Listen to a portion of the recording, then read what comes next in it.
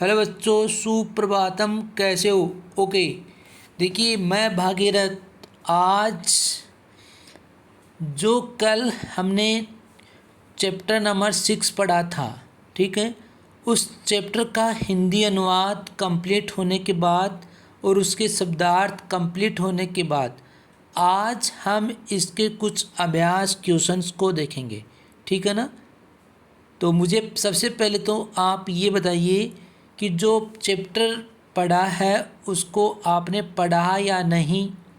ठीक है, पढ़ा है तो शायद आपको समझ में भी आया होगा। ठीक है ना? तो अब आगे इसके कुछ अभ्यास क्वेश्चंस हैं, उसको आज हम करेंगे। तो सबसे पहले वाला क्वेश्चन देखिए, अधोलिखितानां प्रश्नानां उत्तराणि संस्कृत भाषया लिखत। यानी जो नीचे लिखे हुए प्रश्न हैं उनके उत्तर आपको संस्कृत भाषा में लिखने हैं।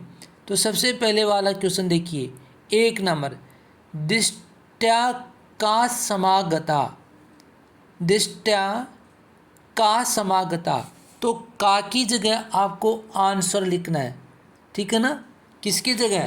का की जगह। ये क्वेश्चन वर्ड है, तो का की जगह क्या लिखोगे? शालिनी। ठीक है, आगे आगे वाला देखना, 2 नंबर, राकेश राकेश से कार्यालय का निश्चिता। तो का की जगह आपको आंसर करना है, तो इसकी जगह आंसर क्या लिखोगे? एका महत्वपूर्ण या पूर्ण गोष्ठी, है ना?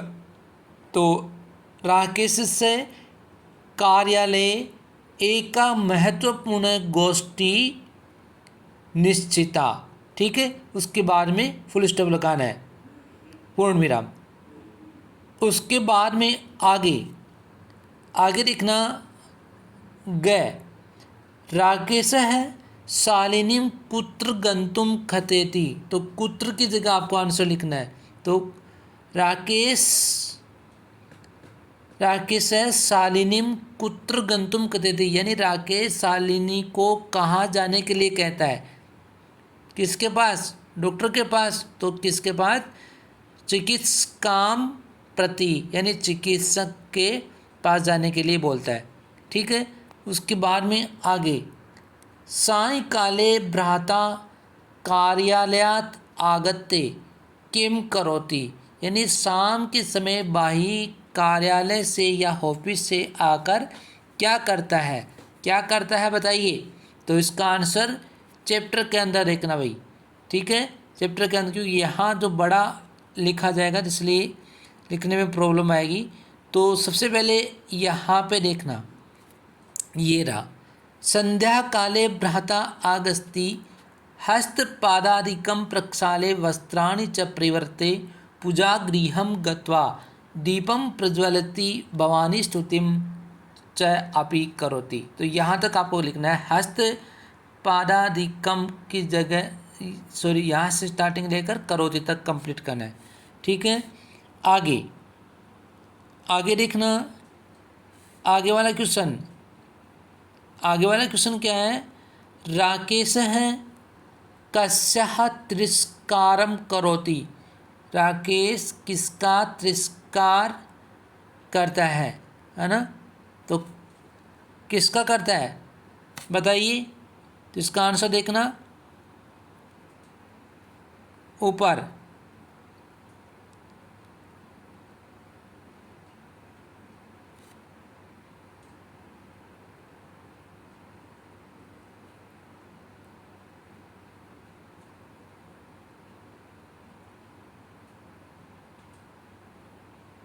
किसका तिरस्कार करता है बताइए भाई। शालिनी का करता है ना?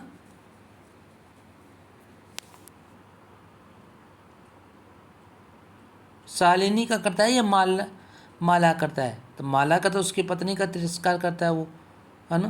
तो इसका आंसर कहाँ पर होगा? 1 मिनट देखिए,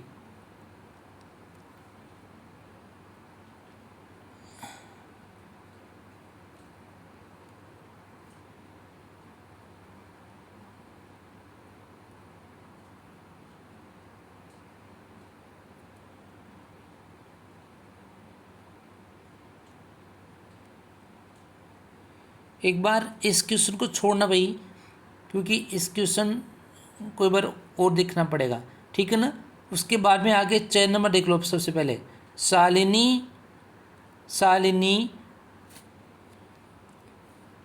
भ्रातरम काम प्रतिज्ञां कर्तुम कथयति, यानी शालिनी भाई को क्या प्रतिज्ञा करने के लिए कहती है, क्या प्रतिज्ञा करने के लिए कहती है।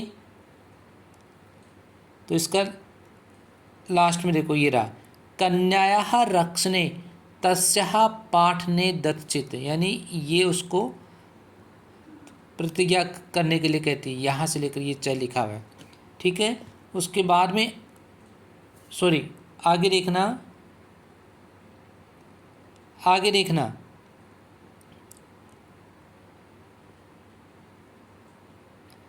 देखना, यत्र नारी न पूजन्ते तत्र किम भवति। तो इसका आंसर क्या होगा, किम की जगह आपको आंसर करना है। किसकी जगह, किम की जगह। तो सर्वाः क्रिया अफलः, यानी सभी क्रिया अफल हो जाती है या असफल हो जाती है, उसके बारे में लिखना है। आगे 2 नंबर देखना, अधोलिखित पदानाम संस्कृत रूपम तत्सम रूपम लिखत, यानी इसमें आपको क्या करना है, तत्सम रूप लिखना है। तत्सम शब्द और एक होता है तद्भव। तद्भव जो हिंदी वाले शब्द होते हैं उसको तद्भव कहा जाता है, और जो संस्कृत वाले जो शब्द होते हैं, ठीक है, उनको क्या कहते हैं, तत्सम कहते हैं। तो आपको यहाँ पे तत्सम सब लिखना है भाई, तद्भव दे रखे और उनका तद्भव का तत्सम करना है। तो सबसे पहले वाला क्या होगा, कोख को क्या बोलते, कुक्सी, ठीक है। साथ को क्या बोलते हैं, शाबाश, सह होता है। गोद का क्रोडम, और उसके बाद में बाही का बताइए, देखिए भ्राता, शाबाश। कुआं का कूप, और दूध का दुग्धम होता है, ठीक है ना, ये आपको लिखना है। उसके बाद में आगे है 3rd नंबर देखना, उदाहरण मनुसृते कोष्टक प्रदेशु तृतीया विभक्तिम प्रयुजे रिक्त स्थानानि पूर्यत, यानी इसमें आपको क्या करना है, कोष्टक में जो पद लिख रखा है उसका आपको तृतीया बनाना है, तृतीया विभक्ति इसमें आपको करना है, ठीक है, यानी उस सेंटेंस के अकॉर्डिंग। तो कैसे लिखोगे, सबसे पहले वाला देखना, मात्रा, यानी ये तो इसमें दे रखा है, कोष्टक में देखो मातृ सब लिख रखा है, तो मातृ में तृतीया में क्या होता है, मात्रा होता है, तो ये आपको करना है। उसके बाद में आगे वाला परिश्रम लिखा हुआ है, तो परिश्रम कब क्या होगा, तृतीया में परिश्रमेण हो जाएगा। उसके बाद में आगे लेखनी, तो लेखन्या। फिर है नेत्र, तो सूरदास है नेत्रभ्याम अंध आसीत, नेत्रभ्याम, ठीक है। आगे मित्र का मित्रेण होता है, तो ये आपको इसके अंदर तृतीया विभक्ति बननी थी। आगे 4 नंबर देखना, क स्तंभे विशेषण पदम दत्तम ख स्तंभे च विशेषे पदम तयो मेलनम कुरुत, यानी विशेषे और विशेषण ऐसे ही है क्या, इनको आपस में क्या करना है, मेल करना है भाई, कौन से के सामने कैसे मैचिंग होने वाला है, ठीक है। तो स्वस्था मनोदशा, तो ये आपको इसमें लिखना है। उसके बाद में महत्वपूर्ण मीटिंग या बैठक, जघन्यम कृत्यम क्रीडंती पुत्री कुत्सिता व्रति, ये आपको करना है। उसके बाद में आगे 5 नंबर, अधोलिखितानां पदानां विलोम पदम पाठात चित्वा लिखत, यानी नीचे लिखे हुए विलोम पदों के आपको विलोम शब्द लिखना है जो पाठ में आए हुए, ठीक है, वही इसमें लिखना है।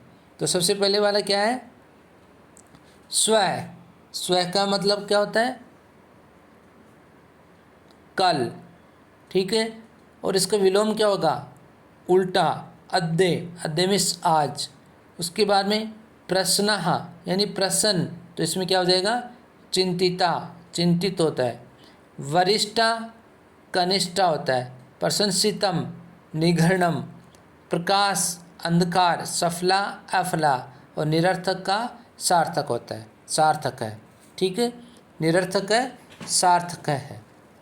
उसके बाद में आगे 6 नंबर, रेखांकित पदम आधारित प्रश्न निर्माणम कुरुत। नीचे लिखे हुए पद के क्या करना है आपको, प्रश्न निर्माण करना है। जैसे प्रश्नतायाः विषयो अयम, तो कस्याः। ठीक है, उसके बाद में सर्वकारस्य घोषणा अस्ति, सर्वकारस्य तो कस्य आ जाएगा। अहम स्वापराधम यानी अपराधम किम। ठीक है, ये तीनों कंप्लीट। उसके बाद में आगे समयात् पूर्वम आयासम करोसि, तो यहाँ पे समयात् है तो यहाँ पे क्या हो जाएगा, कस्मात्। क्या होगा, कस्मात्। उसके बाद में आगे अंबिका क्रोडे उपविशति, तो क्रोडे की जगह आपको क्या लिखना है, कुत्र यानी कहाँ। ठीक है, आगे देखना। उसके बाद में आगे 7 नंबर क्वेश्चन, अधोलिखिते संधि विच्छेदे रिक्त स्थानानि पूरयत। नीचे लिखे हुए संधि विच्छेद को रिक्त स्थान में आपको करना है। जैसे नोक्तवती, तो न प्लस उक्तवती, आया सोच में। आगे इसी तरह ही आपको और करना है। नीचे देखना, सह सेव, तो सहसा प्लस एव, कौन सी संधि और इसमें, वृद्धि स्वर संधि। उसके बाद में परामर्शानुसार, परामर्शानुसार कौन सी संधि हो गई, इसमें दीर्घ स्वर संधि, तो परामर्श प्लस अनुसारम, परामर्श प्लस अनुसारम। उसके बाद में वदहार, तो वद प्लस आहार्य। ठीक है, उसके बाद में आगे अधुनेव, तो अधुना प्लस एव, इसमें भी कौन सी, वृद्धि स्वर संधि। और प्रवर्तोपि, तो प्रवर्ता प्लस आपी, तो ठीक है। अब आगे देखना, आगे क्या बच गया। उसके बाद में ये योग्यता विस्तार है। ठीक है, तो ये आपको खुद को पढ़ना है नीचे। उसके बाद में देखना कुछ ग्रामर का टॉपिक है, उसको देखना, बाकी ये आपको पढ़ना है। ठीक है, तो देखना कौन कौन सा टॉपिक है। यानी अलम, अलम का अर्थ होता है व्यर्थ यानी बेकार, के योग में तृतीया विभक्ति का प्रयोग होता है। अलम के योग में किसका प्रयोग होता है, तृतीया विभक्ति का प्रयोग करते हैं। जहाँ पे अलम का अर्थ होगा व्यर्थ या बेकार, तो वहाँ पे कौन सी विभक्ति होगी, तृतीया। जैसे पस्तापेन अलम, कलहेन अलम, विवादेन अलम, लज्जिया अलम, यानी इनमें सब में क्या है, तृतीया विभक्ति है। तो वैसे ही आगे लिखना, 7 अर्थ वाले शब्दों, 7 इनका सबका अर्थ होता है 7। जैसे स का मतलब होता है 7, साकम का, समम, सार्धम, सबका अर्थ होता है 7 होता है। और जहाँ इसमें कौन सी विभक्ति होती है, तृतीया विभक्ति होती है। कौन सी होगी, तृतीया विभक्ति। तो विभक्ति का प्रयोग देखिए, सर्वै साकम भोजनम करिष्यामि। उसके बाद में मालया सार्धम गच्छ, चिकित्सया स मेलनम भविष्यति, पित्रा स पुत्र गस्ति, है ना। तो ये यहाँ पे आपको क्या करना है, अव्यय शब्द सांठ रखा है इसमें, अव्यय पूछें तो ये हो गया साकम।